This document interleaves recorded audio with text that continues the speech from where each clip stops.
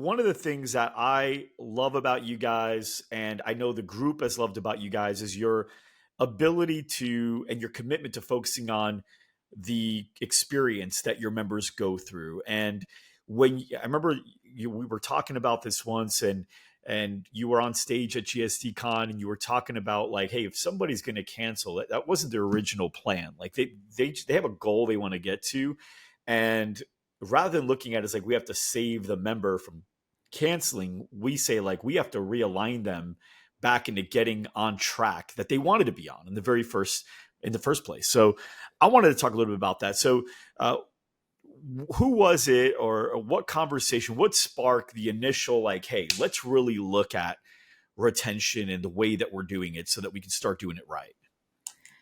So 2 years ago, we started these account update meetings. We talked about it briefly at GSD. It's one of those moments when those members come up to the desk and they're like, hey, I want to cancel. And you're like, okay. And then there's no really process after that aside from 30 days notice, right? And obviously our goal is to have a low attrition rate. So the idea popped in my brain. I don't know where it came from, but I said, we need to have calls with these people, like a Zoom call or maybe like a one-on-one meeting with them, just to kind of figure out why it is that they truly want to cancel, because we were getting a lot of these fluff reasons for canceling.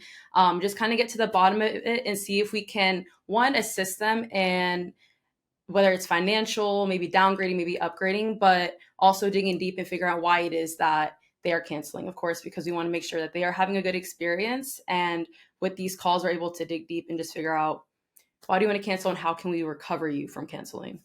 I love that. And I want to dive into, some of that process. Before we do, let's Quentin Tarantino this, which is say the end of the movie, and then we'll talk about how we got there.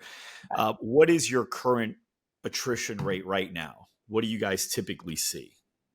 We average around a 4 or 5%. Which is industry best. Anything between 4 to 6% is considered industry best average. And of course, you have your outliers that might do 2-3%, but that's like few, and it's also very niche stuff. But you guys are 4 to 5%, which is incredible. And how many members do you have? Right now we're at 295. That is not easy to do. 4 to 5% is a lot easier with 150 members. It's very difficult with almost 300, right? Because you don't know everyone. You can't know everyone. Yeah. I mean, you might feel like you know everyone, but you don't really know everyone. You might just know their face, right? Yeah. So I want to dive into that as well. And really figure out how that's changed business for you. Because obviously it's a lot easier to get more members when you're not losing so many. And every time you're selling a member, it adds to it rather than replaces the one you just lost, which is great. So we'll dive into that as well. But first I want to know, like, Hodes Fitness, like, how did this thing start? What was the beginning of this path? Hodes Fitness. It's been a journey. It's been a journey. Yeah. We started in 2020 during the pandemic. I think it was June 2020, I started a boot camp class for 6 weeks. I've always wanted to. Why? Where did that come from? Like what? Why a boot camp class in the summer of 2020? What were you doing just before that made you say, you know what I should do now? Yeah. You know what's crazy? What sparked it was a TikTok that I saw of a group fitness. They were outside working hard, and I was like, I want to do that. I want to do exactly that. I want to get a big group of women together and just train during the summer. Of course, like half outside, half inside to COVID rules and all that. But that sparked it. And I remember that day I posted a video on Instagram and I said, I want to get 20, it was like 12 or 20 women together for this. And then so many people inquired for it. And I was like, whoa, like I was not expecting that because people weren't even like socializing, But that happened, and then I got the ball rolling. I actually did you already have a decent following for that? Yeah, I've been posting fitness content since I was 16 years old. So wow. I had a lot of people that were already kind of like, I guess, inspired by what I was posting, and that was always my goal, to inspire people with fitness. So, okay, so when did Gerald, your brother, get involved? Like, when did that happen? So the entire process from me posting that to getting all Wait. I want to hear this from Gerald. Oh. Yeah. Gerald, when did you kick him? Actually, what's funny is I graduated college right when around pandemic. So in 2020, I didn't have a job yet lined up. I didn't really know where I was going to go. And with the pandemic, there was just so much going on. And Teresa had this opportunity, and I was with her since the beginning, but more so just to give myself something to do. It was a bigger group, so I helped facilitate the classes a little bit. Really didn't think anything of it until, and she'll kind of get into this, but how the growth of the clientele kind of happened. And me graduating with a business degree, I was like, holy crap, this could be like a business. And so I was intrigued by it.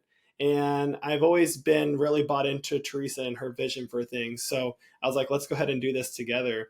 And that's kind of how the whole thing kind of started. So you, as a teenager, because you started college around 18, 19, you made a Yeah. decision you want to get involved in business. That's why you made your degree what it was. And Teresa, since a teenager at 16, you were posting fitness content to help people get in the best shape of their lives. And then you just came together and said, let's create a fitness business. Yep. And you went on. Oh, that's incredible. And every time I see you guys, you always seem to be getting along. I'm sure there's fights, but I don't see it. But you guys always seem to be getting along so well. Were you guys always like that? Or like when you were kids, were you like best friends, or did you guys hate each other and all of a sudden you came together as the business brought you to closer? Like what's that like for you two? I would say we've always been the closest of there's six of us for siblings. We've always been the closest just because we're very close in age. We're very like-minded individuals, and we've grown up like best friends. We kind of like parted ways when we went off to college and all that. But we've always been very close, and we are very much siblings. We argue, but the benefit of that is that we are so quick to overcome it. Like we'll be arguing about something 5 seconds later, it's back to normal. Like there's no resentment, no grudge, or nothing. So Wow. So nobody in the family surprised that you two did this business because you guys were always like the best friends out of the siblings. yeah, Yeah. I feel like yeah, for the most it part, just yeah, made sense. yeah, Like, I don't think it could have been any other way, yeah. really. So there's no other sibling you guys could have done this with. No, No. That was a quick no. Okay. Respectfully. Respectfully, of course. Yes, of course. Okay. So great. So now we understand that, and then let's talk about the growth of it. So what I want to know, how did you go from this boot camp thing to, you have 295 members, and what are you guys charging right now per month? 209 a month right now. It's our 209 average. a month. So you have a real good product. You're charging as much money, if not more, than most like F45s and Orange Theories out there. And you have as many members as more than the average F45 does, which has 3,000 plus locations, or at least last time I checked it, they did. So you really took this from this outdoor boot camp to outperforming many franchise locations within big franchises. Okay. So that means there's something that happened in the middle. What happened in the middle that took you from here to there? So October 2020, that's when we made it an official business, and then was it the following year, November, that we started to work with Loud Rumor? Correct. So November 2021, that's when we started to work on the ad side. Okay. Then we doing the consulting side of Loud February. Rumor February 2022. Okay. And I will say from there, that is when we skyrocketed. Whose idea was that? Like, because neither one of you have had a business before. So like for young entrepreneurs to have the wherewithal of investing in education, that's not normal. That's like a 40-year-old decision, right? Somebody to be like, okay, well, maybe we should pay someone to learn this stuff. Usually the 20-year-olds are real cocky. They think they know it all already, people in their 20s. And then the 30-year-olds are just super conservative. So they start picking it up maybe around the mid 30s. You guys were like early 20s, right? When this happened? Yeah, I think I was So 20, what? you were 21. So you were 20 and he was 21? Yeah. So what was that conversation like? Like who said, oh, maybe we should invest in education? So actually prior to Loud Rumor, we had a consultant when we started our business. I think it was just something we generally agreed to. We knew there were things we didn't know, and we were very passionate about growing this business. And I don't know, that's just something that we decided on. We had a family friend that could help us, and we said, yeah, absolutely. Like we wanted people's help, and we were even networking with other gym owners that we knew to ask how they did what they did. So I think from the get-go, that's just always been our mindset was we don't know what we don't know. We've always wanted to seek help from other people that have been in this path that we wanted to be on. I love that. I love that. I do the same thing. I'm literally always investing in coaching. I just invested into a coaching program for this other business I've got as well. And it's just normal. Like to me, it's a normal thing in the world. Why? Like it's so expensive to figure things out on your own in time Yeah. and money, you know? Time, yeah. So that's great. So, okay. As much as I like hearing like, oh, once you join Loud Rumor, things took off, but really it's not about that because joining Loud Rumor doesn't do that. It's the things that are done that you learned. So out of like, let's say 1 to 3 things that you guys took action on that made a real impact that scaled you guys up, what were those 1 to 3 things that you look back now and you say, if we didn't do those 1 to 3 things, that would probably be like the biggest problem and the biggest reason why we wouldn't be here today? Definitely the sales team, and you can talk team. on that one. Yeah, you can speak on that. Yeah, that would definitely be one of the first tips that we would give to like leading to the success that we've had was building a sales team. I mean, honestly, I was doing all the sales. She was doing a little bit of the sales, but mainly I was in charge of that for a good year and a half. Just making the calls by myself at night. I would be calling until I go to bed. But really having people to delegate that call volume to allowed us to reach more people, get more people booked. And obviously with the guidance of having Loud Rumor, we've been able to build out systems to sustain a team to operate efficiently. And so that would be one huge thing, because if we don't have someone that is constantly able to reach out to new people or communicate with our current members and people interested in our gym, we're missing out on opportunities. So we knew that in order to like take that next step and grow, at least to have more members, to have more money to grow, we needed to have like a good sales process. So that's actually probably one of the main reasons we kind of looked into more guidance beyond the consultant we had was we knew we were very limited when it came to sales. She had a good foundation because she was actually in a process of online coaching and learning how to sell like online programs and stuff. So we used that information for a while, but we're like, this isn't working with our in-person clients. Yeah. So that's where we invested in more education. And then that allowed us to build the system that we have where we are today. I love it. So sales, systems, and then I would also throw retention in there because, you know, you guys probably do know, but for everyone else listening, you may not realize how easy it is to scale a business that's only losing 4 to 5% of their members versus industry average 10 to 12%. And some gyms I've met, they're doing 15 to 21% attrition in a month. I mean, that's crazy, right? When you're retaining, when you're losing 20% of your members, you're only hanging on to members on average for 5 months. But when it's the opposite, 5% attrition, you're hanging on to members for 20 months. You're talking 4 times the amount of payments times all of your members. That's incredible. So now I'd like to dive into the attrition piece. So where was attrition when you first said, hey, we need to dial in on this? Like where was it at that point? And then what was that conversation like? And how did you begin that process? Wait, we didn't even know what attrition was. Yeah, when we started the account update calls, we didn't even know what attrition was. Honestly, you guys are the ones, when we were working with Loud Rumor, like you guys were talking about attrition and retention. I'm like, Teresa, what is this number they're talking about? But, you know, we didn't know that's something that people track is like how many clients are you retaining, right? And how long are you keeping them? So obviously we put 2 and 2 together and that kind of segued us into the account update meetings themselves. But we didn't know that was even a thing initially. Yeah. So right. That's cool. Okay. So then you learned, then you had to measure what yours was. So once you measured what yours was, where was it that made you guys want to dial in on it? It was probably like 12 or 10%.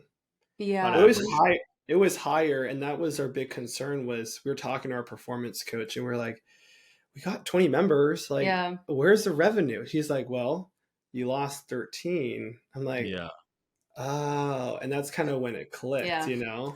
And so, and from the get-go, I think Teresa's done a really good job with creating a very personalized experience in our studio. So the account update meetings wasn't something that was abnormal for us because when initially we were onboarding and selling members, say if I were to sign you up for a studio, you'd come in, you try a class, I'd sign you up, and then we'd also jump on like an hour call that same week to talk more about where you want to be and how we can help you, you know?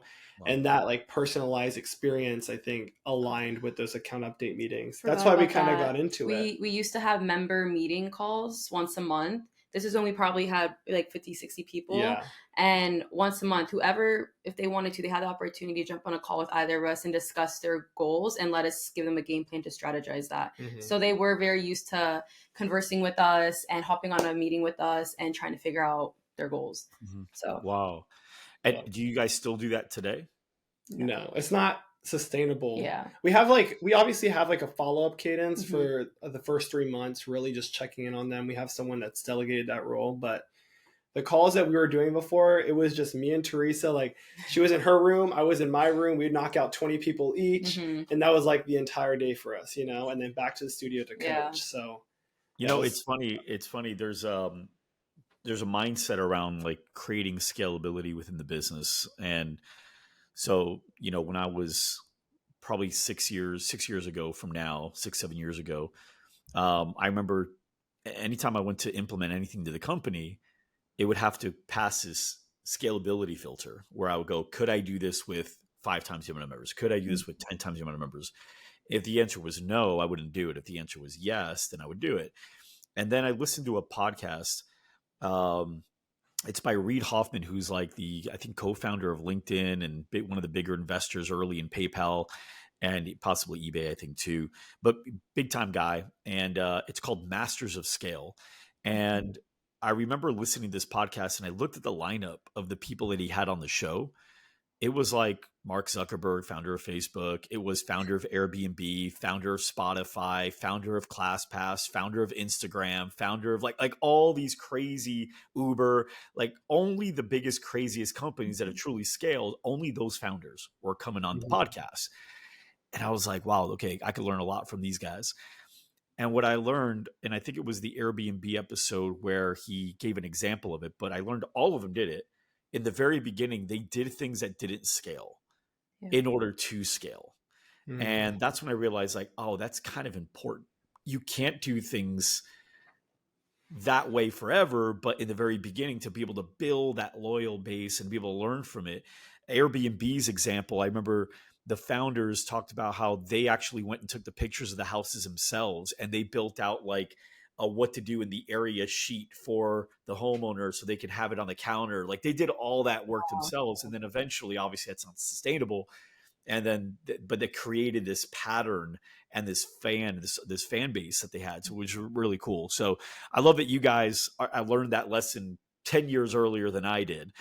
So kudos to you guys, but that's incredible. In order to scale, sometimes in the beginning, you have to do things that don't scale. Okay.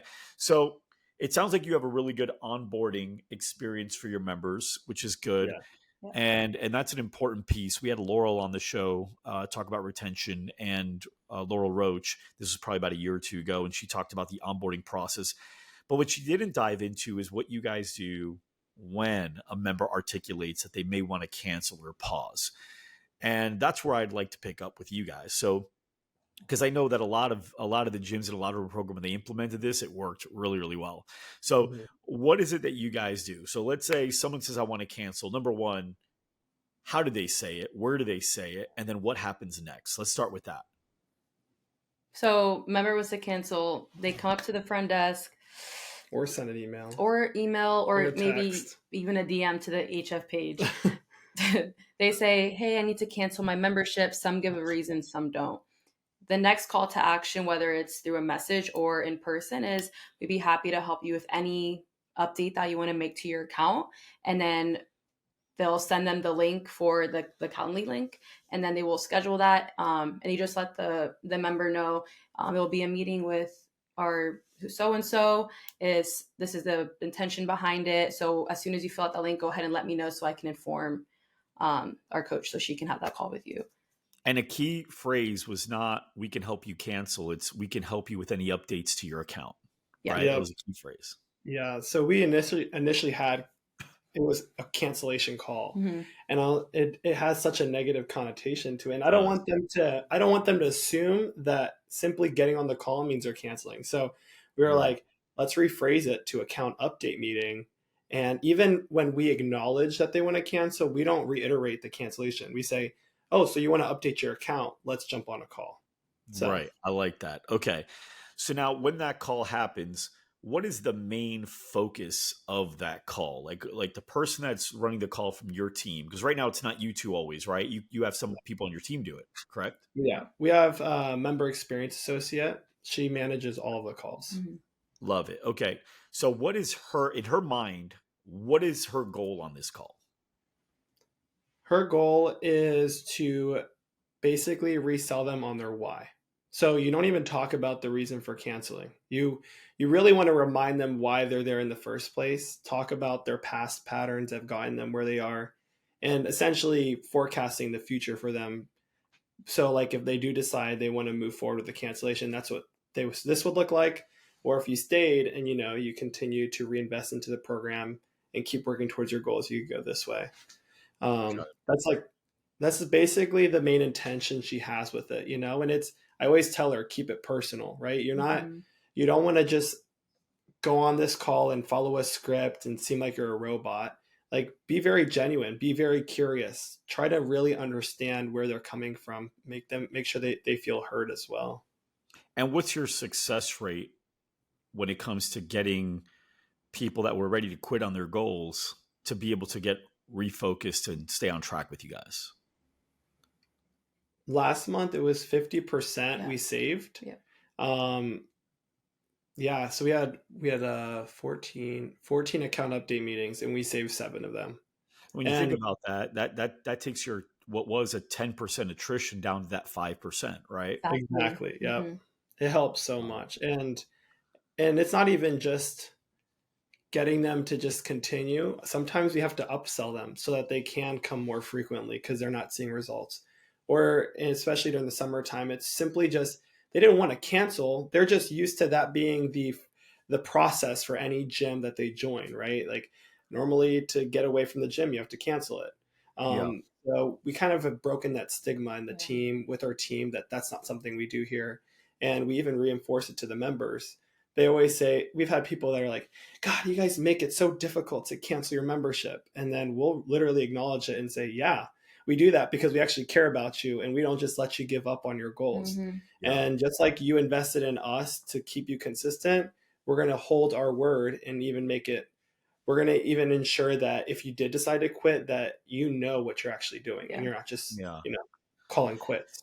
So that's a technique in sales that a lot of people are afraid to use, which is agreeing with the member because it feels so natural to be like, well, it's actually not that hard because really what we want to do that's it's like it feels natural, but in reality, it's better to agree. Be like, yeah, we do make it difficult. There's Mm-hmm. not really an advantage on making it easy to quit.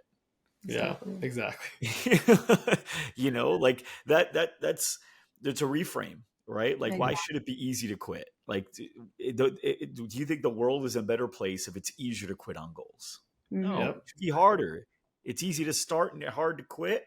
Yeah. That's a better approach, right? Yeah. So last month, did I hear that right? Then you had 14, and last month, so in the month of May, you had 7 people cancel Yeah.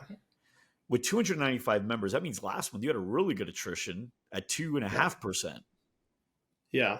So we had a few freezes Oh, that we freeze. still we Yeah. like to factor in, but yeah, for the most part, like people who actually cancel is around 2.5%. And Yeah, it lines up with our revenue for the studio too, because Yeah. that was like our best month to date. Mm-hmm. So that's awesome. So if people cutting their attrition in half, if that doesn't get people excited, well, let's go to the other side because I can't imagine this isn't already true. How many people that didn't cancel, that stuck with it, later on thanked you for not letting them cancel? So so many. many. Like I can't Really? even count Yeah. how many. And I think even in these moments now, the ones that have stayed, it's just really reinforced like their own strength and abilities. And when you look at it from a member experience perspective, right? These account update calls, yeah, were increasing retention and all that. But when you look at that customer journey from beginning to end, they know that we are a studio who never let them quit on themselves, that we've always paid forward to them, and that we'll always be right there with them every step of the way, even especially during the most challenging parts of their life when they want to quit on themselves. Mhm. Yeah. How long do these calls typically last? I know there's a range probably, but how long do they typically last? I would say around 20, 25 Yeah. minutes. 20, 25 minutes? Yeah, Yeah. max. And your member experience manager, was she reluctant at first when you told her that this is what we want you to do? Or do you feel like, was she like really on board with it? She's actually one of our most, I guess, Most long-term employee. Oh, employees. she's Yeah. been with you guys for a while So, then. Yeah. so she's been very bought into our members. Like that is her why. Like when Yeah. I ask her why you coach, she's like, I do it for these people. Yeah. And so then she's so passionate about the members. She was so open to just being responsible for these calls. Yeah. And she doesn't like to sell. Like she doesn't like to sit at the front desk and make calls. But she's like, you know, damn well, I will sit on an account update meeting and talk to someone and get them to reinvest in themselves. Man, So. I love that. I love that. Guys, you are crushing it. You're killer. I actually would love to have you guys on more podcast episodes in the future as well, because to just say you guys are really good at retention is it's discrediting to the work you put in. You guys have gotten really good at a lot of things. You're very smart. You're motivated. You're kind. I know people in the program love you guys. You guys aren't. You're not easy to like. You're hard to not like. Like that's way better, right? I think easy to like is good. Hard to not like is like the best, right? Yeah. So you guys are on there. Okay. With that, before we close out though, there's a couple questions I've got to ask that are more quick fire that are fun. Okay. Okay. And what I'll also say is if anybody wants to give you guys a follow or connect more with you on this stuff, I know you got your page, Hodges Fitness. What's the actual Instagram handle for that? Hodges Fit _ Hodges Fit. Where'd you get an underscore from? I made the underscore part up. Hodges It's Fit. just Hodges Fit. Just Hodges Fit. Okay, sounds good. And then what if they wanted to follow you guys individually? My personal Instagram is Teresa Hodges. And JY Hodges. Yep. Now yours, Teresa, I'm looking at it, has the underscore at the end. Good. Teresa Hodges underscore. Okay. And Gerald has JY Hodges, right? Yep. There you go. Okay, so those are the handles. All right, you guys ready for some fun? Yes. Oh yeah, let's do it. Now, because we have two of you and your brother sister, we can do something that's a little bit more fun than when I only interview one person. I have these questions that I ask, but now instead, I'm going to ask Gerald a question, and then you're going to be answering for Teresa. Ooh. And then Teresa, you're gonna say whatever your answer really is. So the first question I'm going to say is, what do you think is blank? And then you're going to guess it. And then Teresa, you're going to either say that's it or that's right, or you're going to correct them. Okay? Okay. All right. Gerald, if Teresa wasn't a human, but she was an animal, what animal would she be?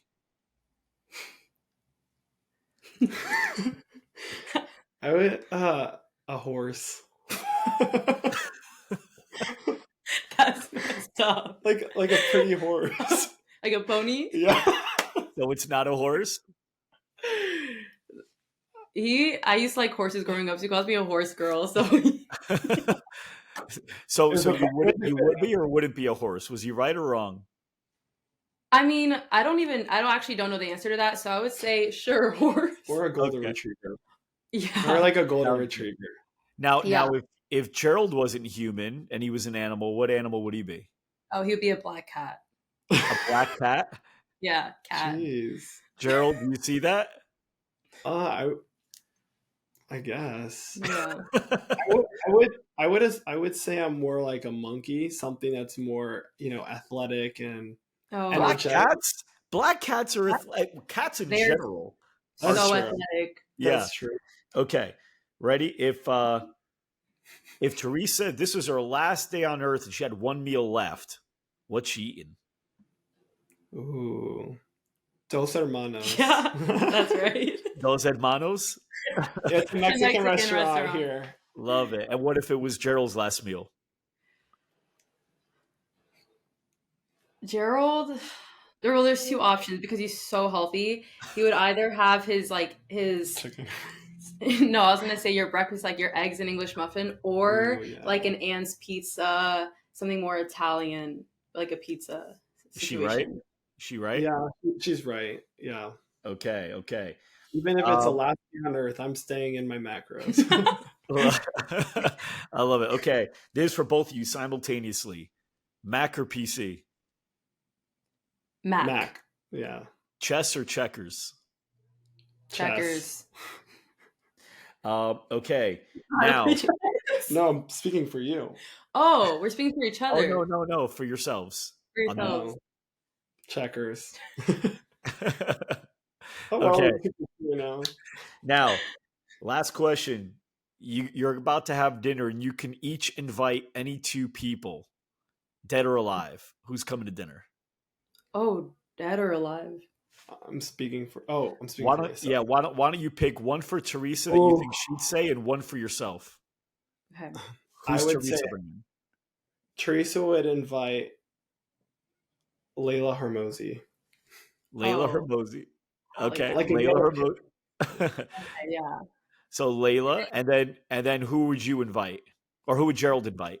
Gerald would invite. I'm blanking on his name from Texas. Nick Bear. Nick Bear. Yeah. Who? He should right. Nick Bear. Nick Bear. The CEO of BPN.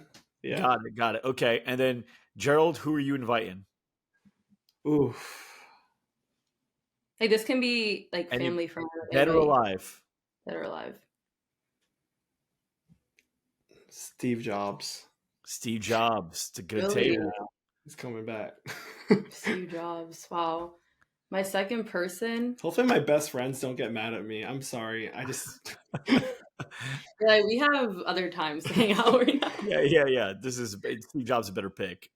Who would you pick, Teresa? You got one last person to bring to dinner. The most genius person ever, Elon Musk. Love it. I love it. That's a good dinner. Man, I'll tell you, as I know Layla, and she's glad you invited her to that table. So she's excited to be there. I love it. All right. Hey guys, I appreciate learning from you all. That cancellation thing that you guys came up with, I didn't teach you that. So that you taught us. So thank you guys for coming up with that and sharing it with the group.